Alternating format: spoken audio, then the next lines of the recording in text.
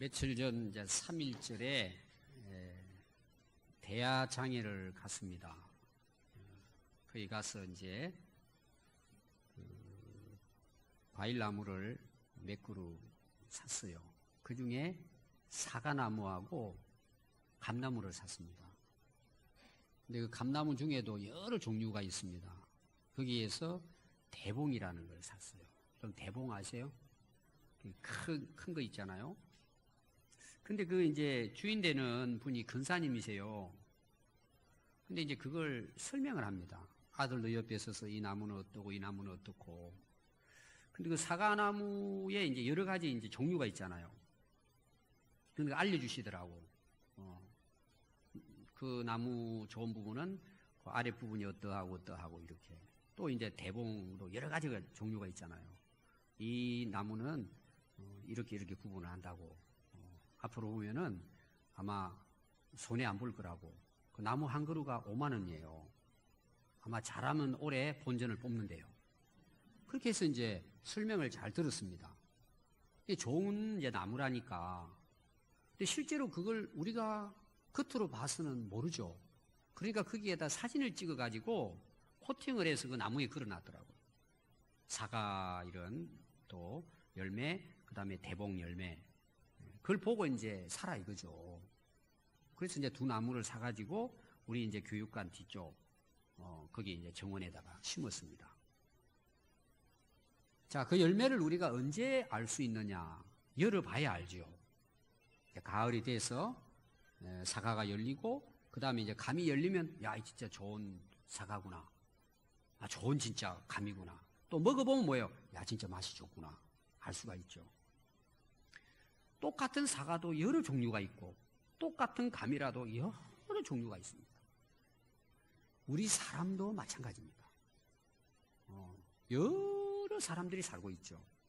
근데 이제 우리가 일반적으로 어떤 사람을 향해서 이제 이야기를 하잖아요. 야, 저분 진짜 좋은 사람이다. 진짜 훌륭한 사람이다. 또 반면에 뭐예요? 자, 진짜 저 사람, 좀 그래. 많은 사람들이 있지만, 사람들이 보고 평가를 합니다, 되게. 겉으로는 잘 몰라요. 다 처음 만나면 인사도 하고, 또 그 모습을 보니까 참 멋있어 보이기도 하고, 그러죠? 여러분, 그 모습도 중요합니다. 근데 이제 실제로 그 사람이 어떤 사람인가는 같이 지내봐야 됩니다. 함께 일을 해보고, 함께 생활을 해보면 실제로 그 사람이 어떤 사람인가를 알게 되죠. 그래서 실제의 자기 모습은요, 남이 아는 겁니다. 같이 지내다 보면. 그래서 야, 저 사람 참 좋은 사람이구나. 별로다. 이런 걸 이제 시간이 지나면서 이제 알게 되죠. 우리가 나무를 심을 때는요, 볼품 없습니다. 근데 열매가 딱 맺히면 뭐예요? 아름답죠. 야, 진짜 좋은 감이구나. 사과구나. 그렇게 이제 우리가 말할 수 있습니다. 예수님께서도 마태복음 7장 17절에 보면 이와 같이 좋은 나무마다 아름다운 열매를 맺는다고 했어요. 그러니까 나무가 좋으면 거기에 열매가 좋아진다는 거죠. 이거는 뭐 일반적인 상식입니다. 그러니까 우리가 사람이 좋다는 말은 그 사람의 삶이 아름답다는 거예요. 성경에서 말하는 열매라는 것은 다 우리의 삶을 이야기하는 거예요. 생활을 이야기하는 거예요. 우리 인격을 의미합니다. 사람다움이죠. 열매는. 근데 대부분 사람들이 이제 어떻게 사느냐 하면 남이 내 자신을 봤을 때에 예뻐 보이기를 원합니다. 그래서 가꾸잖아요. 그리고 또 자기 자신 나름대로 여러 가지로 뭐 외모뿐만 아니라 여러 가지를 가지고 자기 어떤 존재감을 드러내려고 합니다. 그래서 사람들이 그걸 인정해주면은 아주 기뻐하고 즐거워하죠. 근데 그런 어떤 외적으로 나타나는 그런 부분들은 오래 못 갑니다. 잠시입니다. 우리가 젊을 때 다 이뻤잖아요. 나이 드시니까 어때요? 비슷비슷하죠. 다 그렇습니다. 그러니까 우리가 겉으로 드러나는 내 모습은 오래 가지 못합니다. 일시적입니다. 일시적. 진짜 내 인생이 아름답고 좋은 인생을 살아가는 길은 우리가 가지고 있는 생각을 아름답게 가져야 합니다. 좋은 생각을 하는 거죠. 생각을. 또 뭐예요? 마음을 아름답게 가꾸는 거예요. 우리가 다 아는 내용이에요.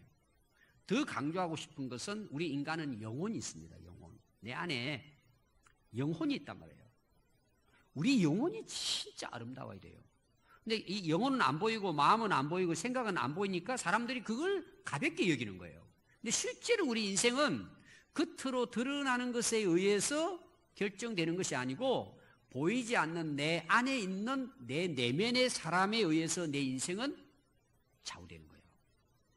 근데 우리가 살아가다 보면 항상 느끼는 부분들이에요. 사람들을 사귀는 것도 마찬가지예요. 여러분 다 결혼해서 살아보시잖아요.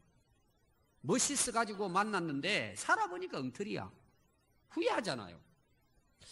근데 처음 볼 때는 좀 뭐 그냥 그랬는데 참 살아보니까 진국이야. 야 진짜. 야 정말 어떻게 내가 이런 좋은 사람 만났을까. 그래서 여러분들이 기억하셔야 될 것은 뭐냐 하면 사람이 좋으면 자기 스스로도 행복합니다. 그리고 자기 스스로에게도 살아가면서 뭐예요? 자기를 사랑하게 돼요. 감사한 일이죠. 사람이 좋아지면 내 자신에게나 다른 사람들에게도 좋은 영향을 끼치게 되는 것입니다. 저는 오늘 이 말씀을 통해서 하나님께서도 우리가 좋은 사람 되기를 원해서 만드시고 우리를 하나님의 백성으로 삼아주셨어요. 그리고 우리가 좋은 사람이 되도록 항상 은혜를 베푸시고 우리를 도와주시는 분이에요. 우리는 얼마든지 좋아질 수가 있어요. 아멘. 근데 우리가 문제는 뭐예요? 그걸 갖고 해야 된단 말이에요. 그것도 그냥 되는 게 아니란 말이에요. 저는 오늘 이 말씀을 통해서 여러분들의 인생이 좋아졌으면 해요. 그러기 위해서 여러분 사람 자체가 좋아져야 된다는 거예요. 그럼 오늘 이 말씀을 제가 주제로 말씀을 드리려고 합니다. 근데 오늘 이 말씀의 이제 시작이 어떻게 되느냐 하면 여러분들이 이제 19절부터 말씀을 읽었는데 그때의 스데반의 일로 일어난 환란 이런 내용이 나옵니다. 스데반은 굉장히 이제 초대교회의 7 집사 중에 훌륭한 인물입니다. 그분은 이제 복음을 전하다가 결국은 나중에 돌에 맞아 순교를 당합니다.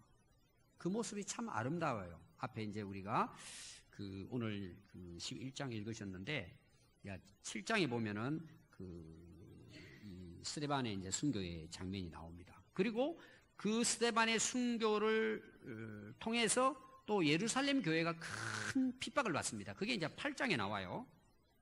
그러니까 너무 이제 그 박해가 심하니까 예루살렘에 신앙생활 하려고 하는 분들이 거기 살아남을 수가 없는 거예요. 죽이니까 다. 그래서 여러 나라로 이제 흩어지게 됩니다. 피신을 한 거죠. 다 뿔뿔이 흩어지게 됩니다. 흩어졌는데 어디까지 왔느냐 하면은 안디옥까지 왔다는 거예요. 지금 여기 안디옥이 나옵니다. 구브로도 나오지만 이제 안디옥입니다. 이 안디옥은 위치적으로 어디냐 그러면은 시리아에 있는 안디옥입니다.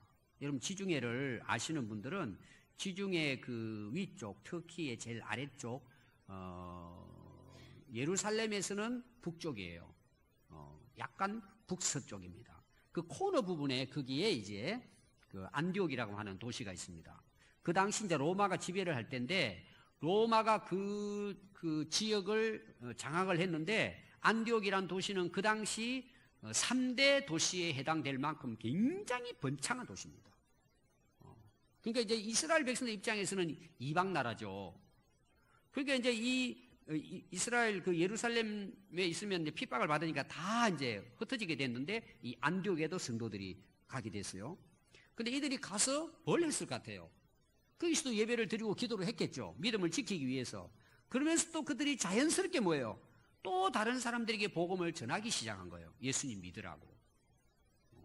그러니까 우리가 진짜 예수님을 믿으면 어디를 가든지 뭐예요? 복음을 전하게 되어 있습니다. 근데 놀라운 것이 뭐냐 하면 이 이방 나라의 안디옥의 도시에 사람들이 몰려들기 시작한 거예요. 믿는 사람이 많아진 거죠. 많은 사람들이 예수님께 돌아옵니다. 그러니까 이제 교회가 형성이 되잖아요. 그 교회가 안디옥 교회예요. 근데 이 소식이 어디까지 전해지느냐 하면 예루살렘 교회까지 전해지는 거예요. 이 예루살렘 교회에서 깜짝 놀란 거예요. 박해를 피해서 남의 나라에 다 흩어진 사람들이 복음을 전했는데 안디옥이란 도시가 막 붕의 역사가 일어난 거예요. 그러니까 이제 거기 있는 사람들은 지도자들이 아니죠. 그냥 평신도들이니까 예루살렘 교회에서 회의를 합니다. 저 지금 안디옥 교회가 저렇게 부흥성장하는데 지도자가 없다. 우리가 한 사람 파송해야 되겠다. 그리고 이제 파송할 사람들을 선정을 하는데 두말할 끝도 없이 누가 선정이 되느냐? 바나바라는 인물이 선정이 됩니다. 그러니까 예루살렘 교회에서 그 교회의 지도자로 파송하는데 바나바가 파송됐다는 것은 바나바는 얼마나 예루살렘 교회에서 인정을 받았는가를 알 수 있고 또 실력도 있고 그런 이제 인물을 이 안디옥 교회에다가 이제 파송을 하게 됩니다.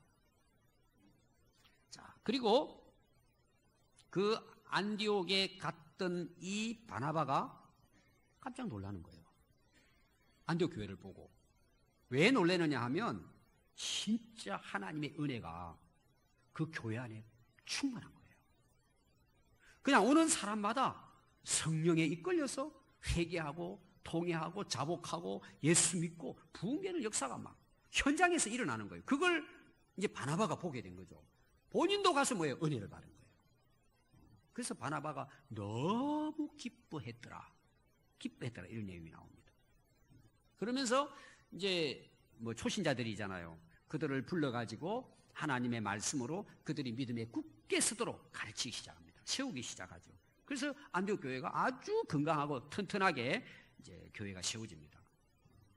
그게 이제 안디옥에 가서 이 바나바가 한 일인 것이죠.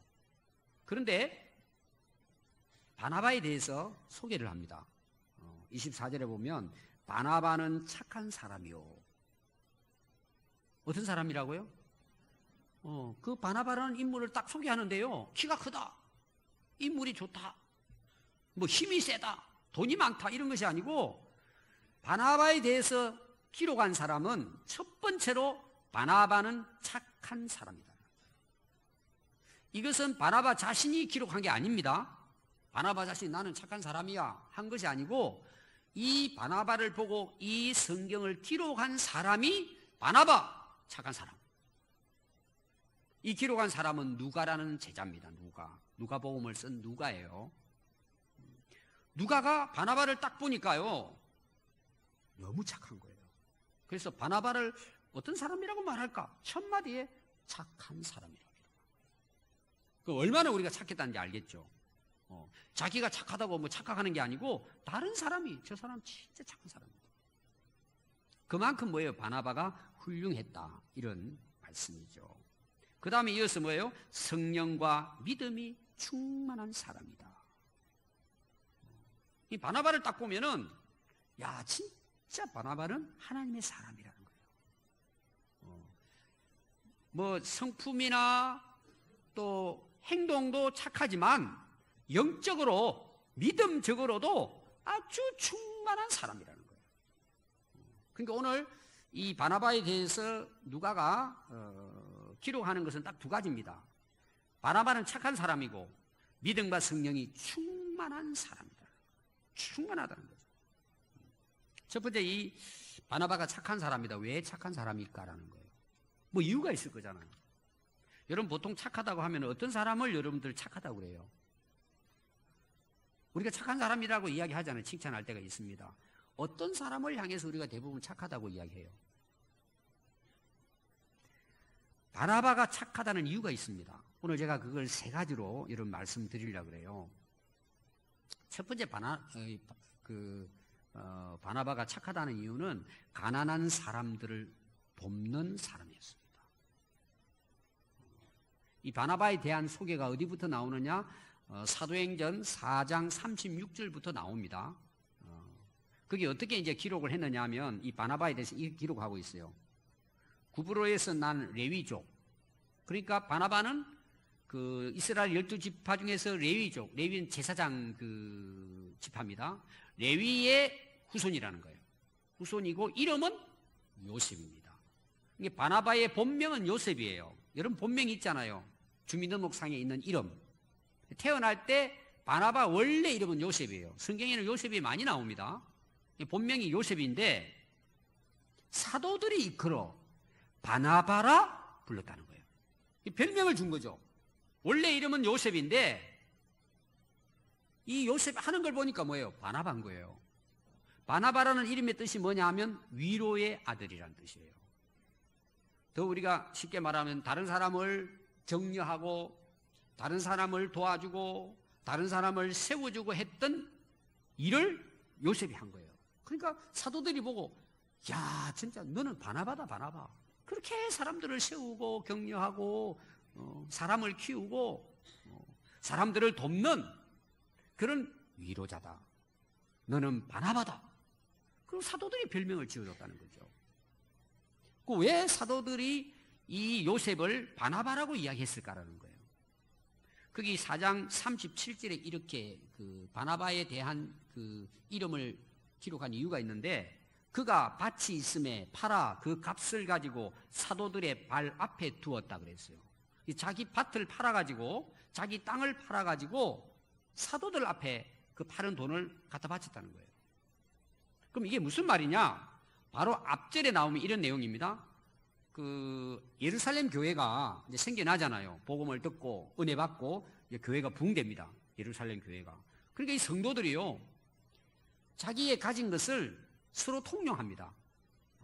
저분이 쌀이 좀 없다. 그럼 가서 쌀을 좀 갖다 주고, 옷이 좀 없다. 그럼 자기 입던 옷 중에서 또 그 옷을 나눠주고, 어려움이 있다. 그럼 가서 그 집을 도와주고, 또 자기들 농사 지을 것이 없다. 그때 당시 다 그 농업이었잖아요. 그냥 자기 땅을 무상으로 주는 거예요. 여기서 농사 지어서 당신들 식량을 해결하라고. 그런 일들이 계속 일어나게 된 거예요. 특별히 4장에서는 자기들이 가지고 있는 밭을 팔아가지고 가난한 사람들의 필요에 나눠주라고 사도들 발 앞에 갖다 놓은 거예요. 그럼 사도들은 그걸 모아가지고 그걸 나눠줍니다. 여러분들 초대교회 보면은 이 나누는 일들이 많이 일어납니다. 근데 그 중에 누가 있느냐? 바나바가 있단 말이에요. 자기의 밭을 팔아가지고 가난한 사람을 도와주라고 사도들에게 갖다 줬다는 거죠. 그러니까 바나바는 항상 뭐예요? 어려운 사람이 있으면 돕는 자였어요. 이렇게만 도왔겠습니까? 자기 밭을 팔아가지고 남에게 도와줄 정도면은 뭐 일상생활 속에서 크고 작은 것들을 많이 도왔겠죠. 오늘날도 마찬가지입니다. 남을 도와주는 사람을 가리켜서 착한 사람이라고 이야기하고 남의 것을 이용하고 빼앗아 가는 사람들을 나쁜 사람이라고 이야기합니다. 기본적으로. 그러니까 바나바는 그렇게 남을 세우고 위로하고 돕는 자였기 때문에 예루살렘 교회에서 그 안디옥 교회를 돕도록 하기 위해서 사람을 보내야 되는데 첫 번째가 바나바였다는 거죠. 뽑혔다는 거죠. 그 당시 인물이었다는 것입니다. 두 번째, 왜 바나바는 착한 사람이었을까? 여러분들이 거기 오늘 읽은 그 말씀해 보시면은 11장 그 말씀을 보시면은 그 바나바가 이제 그 예루살렘에 파송을 받아가지고 그 안디옥 교회를 가죠. 가서 23절에 보면 그가 이르러 하나님의 은혜를 보고 하나님이 그 안디옥 교회에 은혜를 베풀어서 안디옥 교회가 계속해서 부흥되는 막 자기도 은혜를 받는 거예요. 가서. 그래서 바나바가 그걸 기뻐했다는 거예요. 자, 오늘 그 기쁘다는 내용이 중요합니다. 자, 대개 여러분 우리가 살아가면서 일어나는 8가지 문제 중에 어떤 문제가 있느냐 하면은 대부분 사람들이 자기만 생각해요. 자, 가정도 공동체도 기본 사회가 가정입니다. 부부가 있고 자녀와 부모가 있어요. 형제들이 있습니다. 그럼 여러분 가정의 행복을 한번 보십시오. 그 행복이 어디서 올까요? 서로 돕는 데서 와요. 그럼 결국은 그게 뭐가 되죠? 내게 기쁨이 돼요. 근데 어떤 가정은 싸우잖아요. 형, 동생 서로 싸우잖아요. 또 먹을 거 있으면 싸우잖아요. 서로 많이 먹으려고. 여러분 왜 싸울 것 같아요? 왜 가정을 우리가 참 아름답고 행복한 가정으로 만들어 가야 되는데 왜 가정에서 싸우고 다투고 또 자녀들끼리도 서로 다투고 이게 이제 커져가지고 교회가 되고 예를 들어서 사회가 됩니다. 왜 서로 싸울까요, 여러분? 왜 싸울 것 같아요? 이유는 제가 봤을 때 자기만 생각하기 때문이에요. 자기만 좋으면 되는 거예요. 다시 말하면 자기만 기쁘면 되는 거예요. 자기만 즐거우면 되는 거예요. 오늘 우리 사회가 악해지는 이유는 남이 어떻게 살든지 간에 나만 잘 되면 된다는 생각을 가지고 살기 때문이죠. 나만 기쁘면 된다는 거죠. 근데 이 바나바는 그런 핍박받는 중에 안디옥 교회에 파송을 받아가지고 그 길을 딱 갔는데 오히려 자기가 은혜를 받는 거예요. 너무 기쁜 거예요. 그 안디옥 교회가 부흥되는 것이 너무 기쁘고 즐거운 거예요. 한 영혼이 예수님 믿고 새롭게 되어서 은혜를 받고 변화가 돼가지고 새 사람이 되는 걸 보니까 이 바나바의 마음은 너무 기쁜 거예요. 오늘 우리로 말하면 교회가 부흥이 되고 날마다 새로운 사람이 와서 막 새 사람으로 변화가 되고 한 사람 한 사람이 세워지는 모습을 보고 너무 교회에 오는 게 기쁘고 즐거운 거예요. 여러분들의 기쁨은 어디 있습니까? 여러분 일상생활 속에서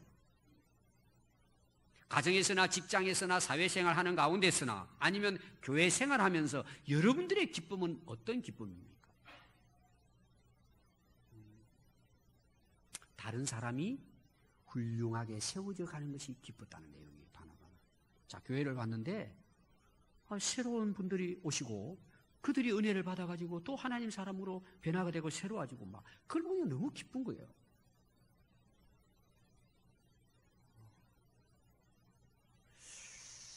여러분들의 기쁨은 어디서 찾습니까?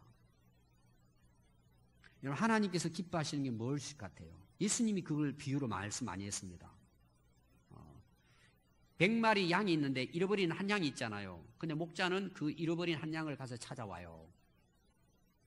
너무너무 기뻐하고 즐거워하면서 찾아왔다고 나와요. 또 탕자의 비유도 나오잖아요. 도망치고 못된 짓 하고 아버지 재산 다 팔아먹고 탕진한 둘째 아들이 돌아와요. 예수님이 뭐라 그러세요? 아버지가 기쁘게 맞이한다는 거예요. 기뻐했다는 내용이에요. 근데 그 큰아들은 기뻐했어요? 기뻐 안 했어요? 저 나쁜 자식 왜 들어왔어? 아버지 돈 다 그냥 말아먹고는. 그리고 뭐 화를 내잖아요. 여러분 우리 그리스도의 기쁨이 어디 있어야 돼요? 아버지의 기쁨이 내 기쁨이 되어야 되는 거예요. 자, 여러분 식당에서 일을 합니다. 여러분 여기 이제 식당 주인 계십니까? 그럼 거기에 직원들도 있고 바쁠 때는 알바를 써요. 근데 손님이 너무 많이 오는 거예요. 기분 좋아요, 안 좋아요? 여러분 어떤 장사를 했는데 막 손님이 부흥했다 이 말이에요. 몰려와요. 그럼 기뻐요, 안 기뻐요? 근데 직원들은 어떨 것 같아요? 알바생들은 어떨 것 같아요? 일당 딱 정해져 있죠? 쉴 시간이 없는 거예요. 근데 그 중에 직원이 기뻐한다면은 그분은 앞으로 부사장 될 자격이 있어요. 우리가 진짜 하나님의 자녀고 그리스도인이라면 하나님이 기뻐하는 것이 진짜 내 기쁨이 되어야 돼요. 이게 교회예요. 이게 진짜 착한 사람이에요. 남이 잘 되고 우리는 영적인 부분을 보면 믿음 생활을 잘하고 신앙으로 잘 성장하고 그게 막 밥맛이 나는 거야. 너무 기쁘고 즐거운 거예요. 저는 우리 평안교회 이런 교회가 됐으면 좋겠어요. 그 사람이 어떤 사람이라고요? 착한 사람이에요. 다른 사람을 도와서 다른 사람과 함께 더불어 기뻐할 수 있는 사람. 이 사람이 진짜 착하고 좋은 사람이에요. 바나바는 그런 기쁨으로 자기에 맡겨진 사역을 했다는 것입니다. 세 번째, 바나바는 왜 착한 사람일까?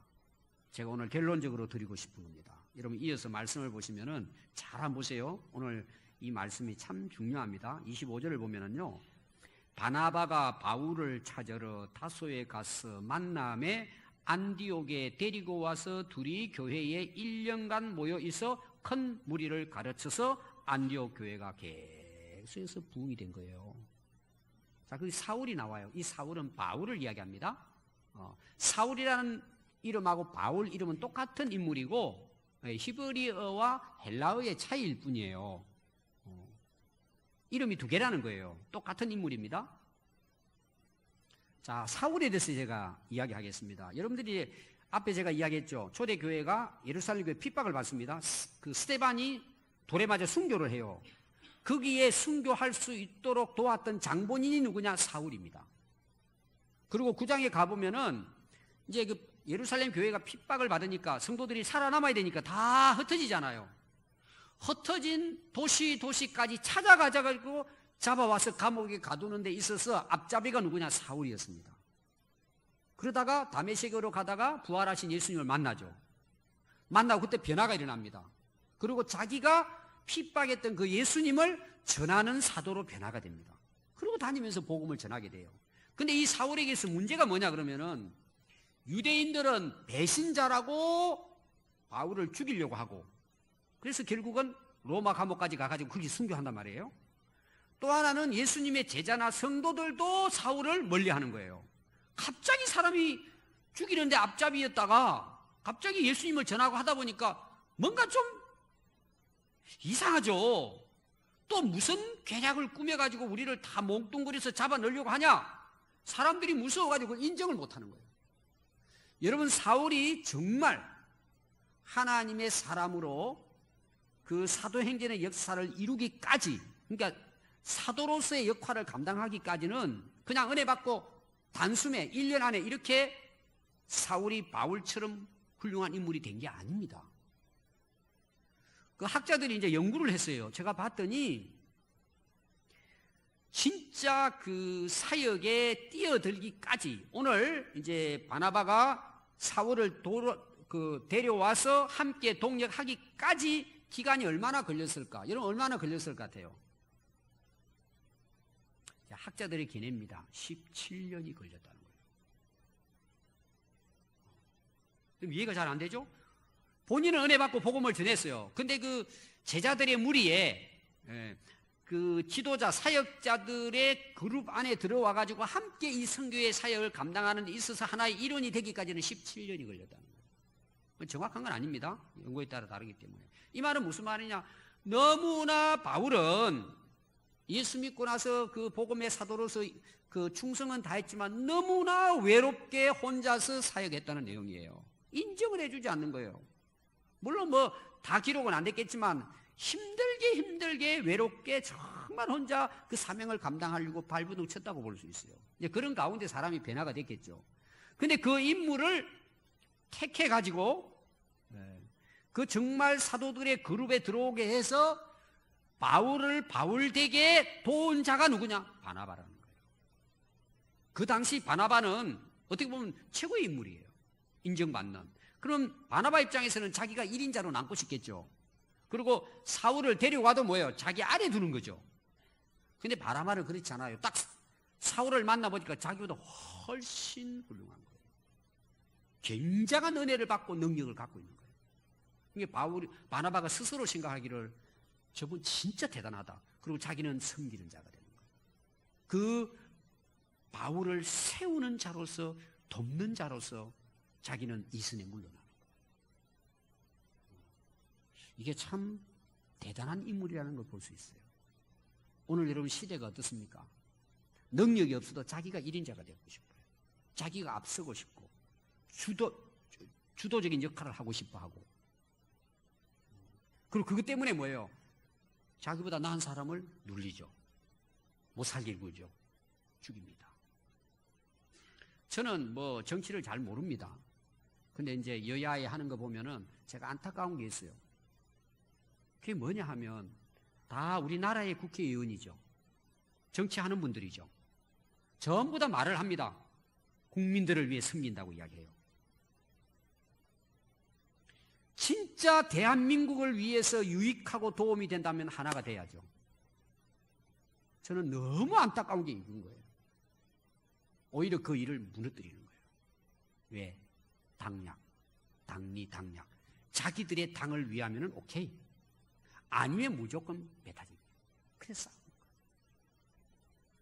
저는 정말 우리 예수 믿는 우리의 후세들이, 우리의 젊은이들이 정말 나라를 위해서 훌륭한 인물이 될 뿐만 아니라 저 후배가 이 나라를 위해 정말 훌륭한 인물이구나. 그럼 내가 뒤에서 물러서서 그들을 세워 올려주는 거죠. 왜 그러죠? 나라를 위한 거죠. 저는 우리 정말 그리스도인들 중에서 이런 인물들이 나왔으면 좋겠어요. 자기가 그런 인물이 되는 것도 중요하지만 인물을 보고 세워서 그들을 통해서 그 역량을 충분히 발휘해서 하나님 나라를 세워가고 교회를 세워가고 나라를 세워가는 인물을 만들어내는 그런 착한 바나바. 여러분, 모든 우리 역사에 보면은요, 다 배경이 있습니다. 그 사람이 훌륭한 인물로 세워진 배경이 있어요. 돕는 자들이 너무 많아요. 여러분, 바울이 위대하죠? 바울은 바나바로부터 새로운 역사를 써나갈 뿐만 아니라 바울을 도왔던 인물들은 굉장히 많습니다. 그래서 바울은요, 로마서 마지막에다가 자기를 도왔던 인물들을 다 소개하고 있습니다. 내가 똑똑해서가 그런 게 아니고 이렇게 나를 도와준 많은 사람들이 있었어요. 그 중에 바나바는 결정적으로 바울 되게 한 인물이 바나바입니다. 한 사람을 세워서 하나님의 나라를 세우고 선교의 세계적인 역사를 이루게 한 인물이 바나바입니다. 오늘 저는 우리 성도들이 나보다 다른 사람이 좀 훌륭하고 더 능력 있고 더 좋은 일을 한다면 박수 쳐주고 밀어주고 세워서 그들이 더 잘할 수 있도록 하는 마음, 그게 착한 마음. 도와줘. 우리 셀 모임에서도, 각 기관에서도, 또 여러분들이 뭐 직장에서도 그렇게 세워서 우리가 사람을 세워간다면 어떻게 했어요? 나라가 잘 되겠죠. 아멘. 여러분, 그런 착한 사람 저와 여러분들이 되기를 바라요. 두 번째 바나바가 어떤 인물인가? 믿음과 성령이 충만한 사람이요. 성령과 믿음이 충만한 사람이었다고 고백합니다. 그러니까 바나바는 그냥 일반적으로 우리 말하는 돕고 이런 정도의 그냥 사회적인 입장에서의 인간적인 착함뿐만이 아니고 그가 그렇게 착한 사람이 될 수 있었던 근거가 뭘까? 그거를 잘 봤더니 믿음과 성령이 충만한 사람이라는 거죠. 이거는 영적인 부분입니다. 보이지 않는 부분이죠. 우리가 착한 부분들은 겉으로 드러나죠? 근데 그걸 착하게 할 수 있는 원동력은 뭐예요? 그가 가진 믿음이에요. 하나님을 향한 믿음이에요. 예수님을 믿는 믿음이에요.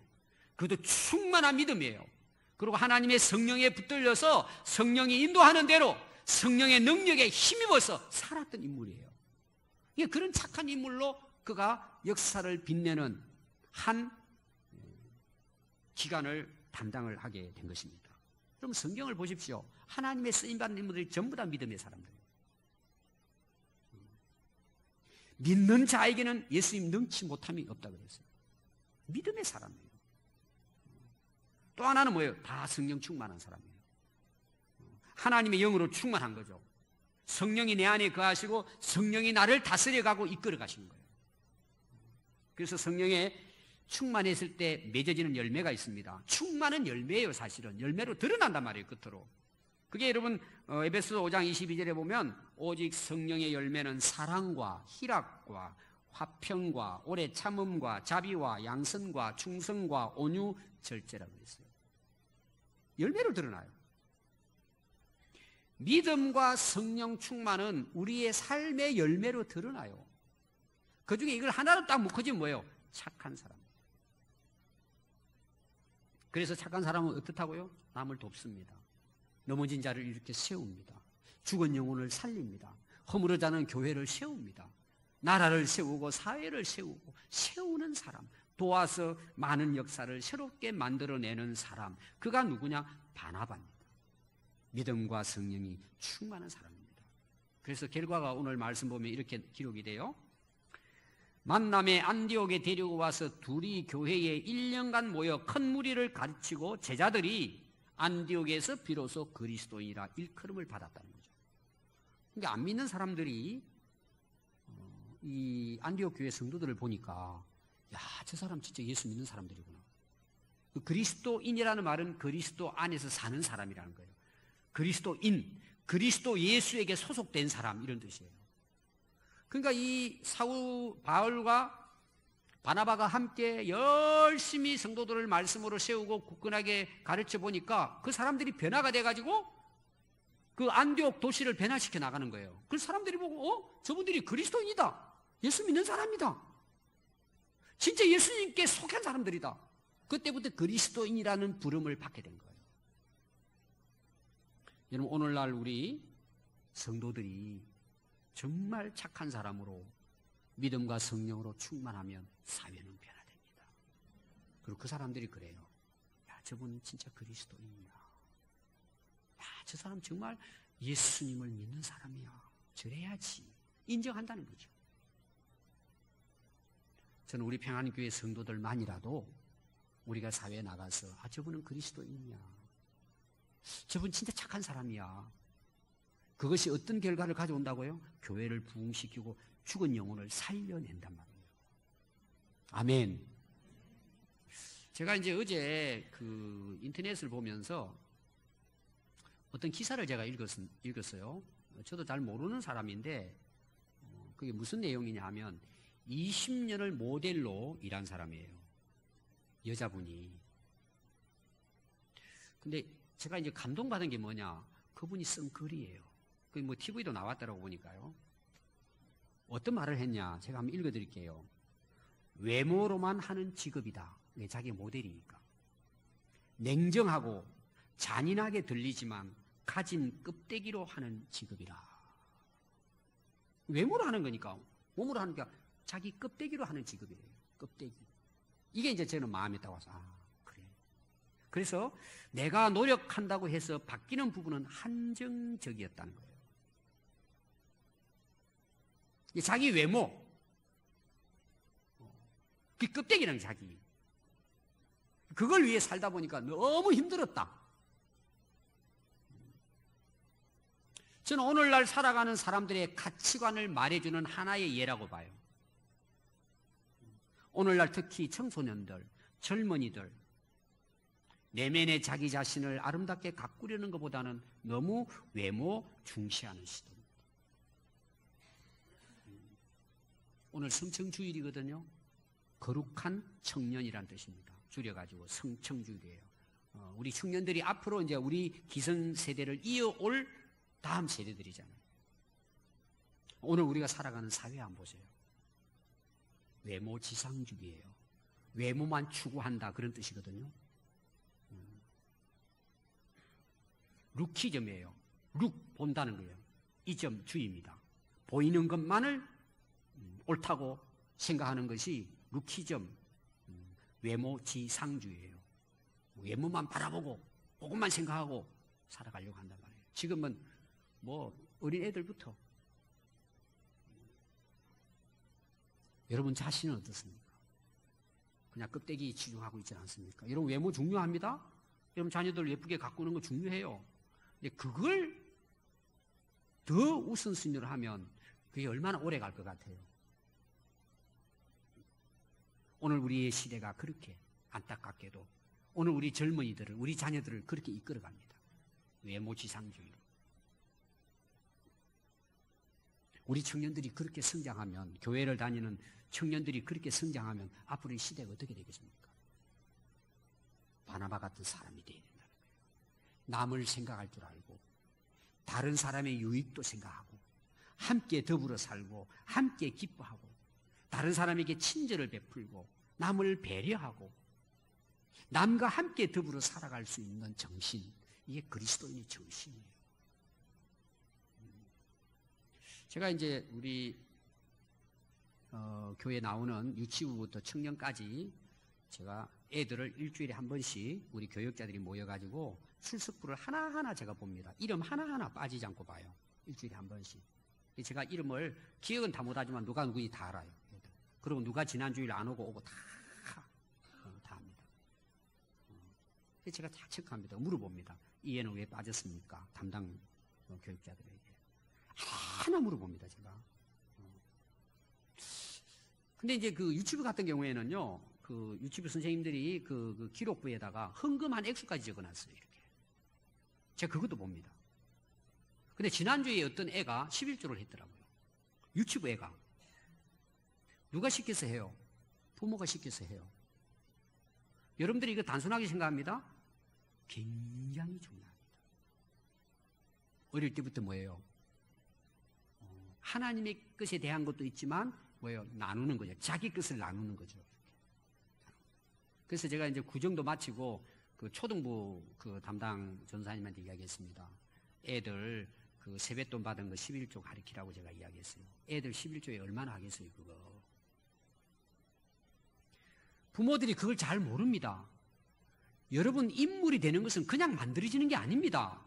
남을 생각하게 해야 되는 거예요.